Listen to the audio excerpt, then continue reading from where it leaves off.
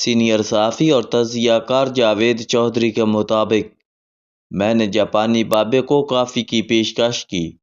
اس نے خوش دلی سے قبول کر لی۔ میں نے کافی شاپ سے 2 کپ لیے، ایک اس کے ہاتھ میں دے دیا اور دوسرا خود لے لیا، اور وہ لرزتی آواز میں سامورائی بادشاہوں کے قصے سنانے لگا۔ سامورائی کی پرورش اور ٹریننگ کیسے ہوتی ہے، وہ کھاتے کیا تھے اور وہ لڑتے پیٹتے کیسے تھے، وہ تفصیل سے بتاتا جا رہا تھا۔ 90% الفاظ میرے پلے نہیں پڑ رہے تھے۔ اس کی زبان اور الفاظ پر بڑھاپا غالب آ چکا تھا، مگر میں اس کے باوجود اطمینان سے سنتا رہا۔ لیکچر کے آخر میں اس نے مجھ سے سوال شروع کر دیے۔ اس کا پہلا سوال تھا، پاکستان کی آبادی کتنی ہے؟ میں نے جواب دیا، ہم 25 کروڑ ہیں۔ اس نے حیرت سے دوہرا دیا، 250 ملین پیپل، او مائی گاڈ۔ وہ دیر تک 250 ملین کا فگر دہراتا رہا اور پھر رک کر پوچھا، اور ان میں جوان کتنے ہیں؟ میں نے جواب دیا، 65%۔ اس کی حیرت میں اضافہ ہو گیا اور وہ پھٹی پھٹی نظروں سے میری طرف دیکھتا چلا گیا۔ جبکہ میں کھڑا ہو کر مسکراتا رہا، وہ سکتے سے باہر آیا اور اس نے وہ آخری سوال پوچھ لیا جس نے میرے چھکے چھڑا دیے۔ اس نے پوچھا، تم لوگ اس کے باوجود غریب کیوں ہو؟ میں شرمندہ ہو گیا۔ دنیا میں ہیومن ریسورس بہت اہم ہوتا ہے اور ہم ہیومن ریسورس کے لحاظ سے ترقی یافتہ دنیا سے بہت آگے ہیں۔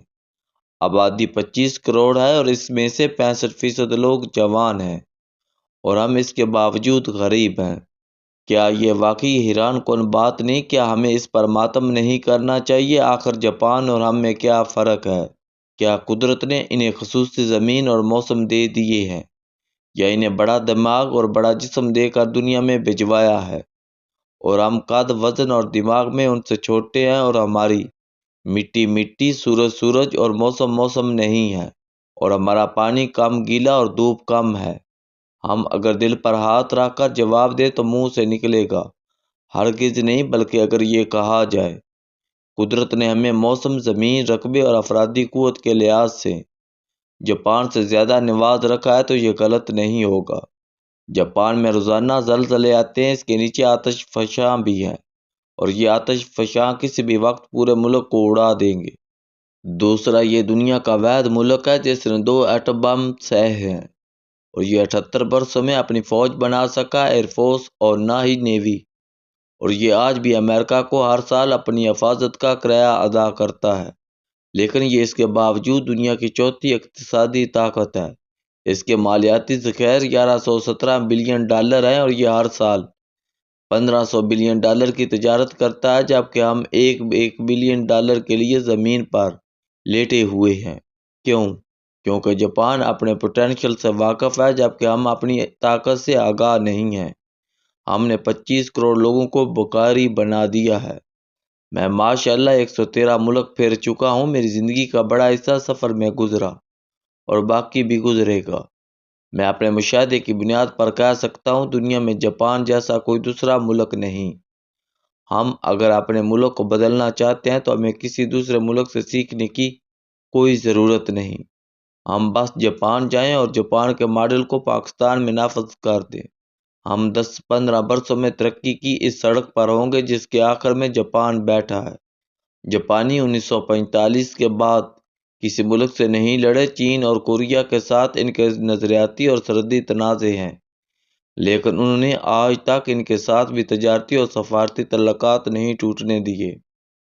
ان کی سرحدیں ان کے ساتھ بھی کھلی ہیں، جبکہ ہم 1947 سے باہر اور اندر دونوں جگہوں پر لڑ رہے ہیں۔ ہم ہمسایوں سے بھی خوش نہیں اور اپنے آپ سے بھی، اور اس لڑائی کا کیا نتیجہ نکلنا تھا، اور آج وہ نتیجہ نکل رہا ہے، اور جاپان کا پہلا سبق ہے، آپ نے جتنا لڑنا ہے ایک ہی بار لڑ لیں۔ ایٹم بم چلا اور کھا کر دیکھنا چاہتے ہیں تو یہ بھی کر لیں، لیکن آخر میں آپ کو امن پر ہی اکتفا کرنا پڑے گا۔ لہٰذا یہ کام اگر آپ آج کر لیں گے تو زیادہ بہتر ہوگا۔ ہمسایوں کے ساتھ تعلقات ٹھیک کریں اور لڑنا مکمل طور پر بند کر دیں، اور اس کے بعد قوم سازی اور معاشی ترقی پر توجہ دیں۔ ملک بدل جائے گا۔ جاپانی قوم کے اخلاقی معیار کمال ہیں۔ یہ لوگ پوری زندگی ایک ہی ادارے میں خرچ کر دیتے ہیں، یہ جب بھی جاب کریں گے موت تک کریں گے، ادارہ اور کمپنی نہیں چھوڑیں گے۔ ریٹائرمنٹ کے بعد اس ادارے میں آدھی تنخواہ پر دوبارہ کام شروع کر دیں گے۔ ادارہ بھی ملازمین کی وفاداری کا نجائز فائدہ نہیں اٹھاتا، یہ موت تک ان کا خیال رکھتا ہے۔ جاپان میں تنخواہوں کا تعین ملازمین کی ذمہ داریوں کے مطابق کیا جاتا ہے۔ ملازم کموارا ہے تو تنخواہ کم ہوگی، یہ شادی شدہ ہو گیا اور اس کے بچے ہو گئے تو ادارہ خود بخود اس کی تنخواہ بڑھا دے گا۔ یہ لوگ سکیلڈ بھی ہوتے ہیں، اسکول اور کالج انہیں ہنر مند بنا کر بھجواتے ہیں اور ادارے ان کی مہارت میں مسلسل اضافہ کرتے رہتے ہیں۔ پورا ملک ٹائم کا پابند ہے، ٹرین یا بس لیٹ ہو جائے یہ ممکن ہی نہیں۔ لوگ بھی وقت پر دفتر یا سکول نہ آئیں، اس کا امکان بھی صفر ہے۔ پورا ملک عاجزی اور انکساری کا شاہکار ہے۔ آپ جس شخص کو مخاطب کریں گے وہ آپ کے سامنے جھک جائے گا اور ہاتھ باندھ کر کھڑا ہو جائے گا۔ آپ کو پورے ملک میں کوئی تنی ہوئی گردن یا اکھڑا ہوا لہجہ نہیں ملے گا۔ لوگ چھوٹے گھروں میں رہتے ہیں۔ ہونڈا کمپنی کے مالک کا گھر صرف 16 مرلے کا ہے اور یہ بھی اپنے گھر کی صفائی خود کرتا ہے۔ ٹویوٹا کا نام پر پورا شہر آباد ہے۔ یہ دنیا کی سب سے بڑی کارساز کمپنی ہے، 1 منٹ میں ایک گاڑی مکمل کرتی ہے۔ لیکن اس کا مالک بھی چھوٹے سے گھر میں رہتا ہے اور آپ کو جھک کر ملے گا۔ پورے ملک میں ہارن کی آواز نہیں آتی۔ آپ کسی طرف نکل جائیں آپ کو ٹریفک کا شور سنائی نہیں دے گا۔ یوں محسوس ہوتا ہے جیسے جاپان کے انجن آواز ہی نہیں دیتے اور گاڑیوں میں ہارن نہیں لگائے جاتے۔ تعمیر کے دوران بھی آواز نہیں آتی، آپ کو پتہ ہی نہیں چلتا اور آپ کے مسائے میں 20 منزلہ عمارت کھڑی ہو جاتی ہے۔ ڈرائیونگ لائسنس بہت مشکل اور مہنگا ہے، فیس تقریباً لاکھ بن جاتی ہے اور یہ بھی معمولی سی خلاف ورزی پر چھین جاتا ہے اور اسے وزیر اعظم بھی بحال نہیں کر سکتا۔ یہ لوگ اپنے گھروں اور گاڑیوں کی صفائی خود کرتے ہیں، دفتروں میں بھی ہاتھ سے صفائی کریں گے۔ میں نے ایئرپورٹ پر بیگ ریپ کرنا تھا، مشین کے سامنے 7 بجے کا ٹائم لکھا تھا۔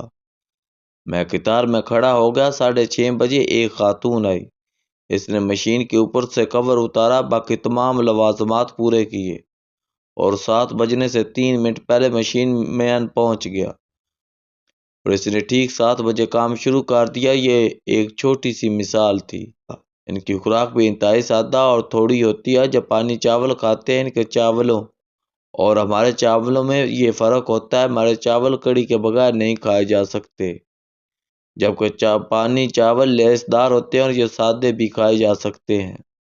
جاپان میں آج بھی کیبل نہیں ہے، چھتوں پر اینٹینے لگے ہیں، صرف 9 ٹی وی چینل ہیں اور یہ بھی سیاسی کام اور سماجی خبریں زیادہ نشر کرتے ہیں۔ جاپانی ٹی وی اور سوشل میڈیا کے بجائے پڑھنا زیادہ پسند کرتے ہیں۔ آج بھی ڈیلی میموری دنیا میں سب سے زیادہ شائع ہوتا ہے اور ہر شخص اس سے خریدتا اور پڑھتا ہے۔ اوساکا اور ٹوکیو میں کتابوں کا باقاعدہ پلازے ہیں اور ان میں دنیا جہاں کی کتابیں ہیں۔ یہ بچوں کا بہت خیال رکھتے ہیں، انہیں دیکھ کر ٹریفک رک جاتی ہے، بچوں کے لیے لازم ہے یہ جب سڑک کراس کریں تو اپنا ایک ہاتھ فضا میں اٹھا لیں تاکہ ڈرائیور کو بچہ نظر آ سکے۔ یہ لوگ نیو ایئر پر کلب نہیں جاتے، ٹیمپل جاتے اور دعاؤں سے نئے سال کا آغاز کرتے ہیں۔ بخار میں آئس کریم کھاتے ہیں اور ٹھیک ہو جاتے ہیں۔ خواتین اپنے خاوندوں سے بہت وفادار ہوتی ہیں، لہذا طلاقوں کی اوسط بہت کم ہے۔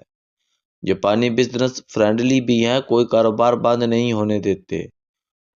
اوساکا شہر میں حکومت نے سمندر کے کنارے 15 کلومیٹر کا علاقہ 3 بڑے بزنس گروپوں کو الاٹ کر دیا تھا۔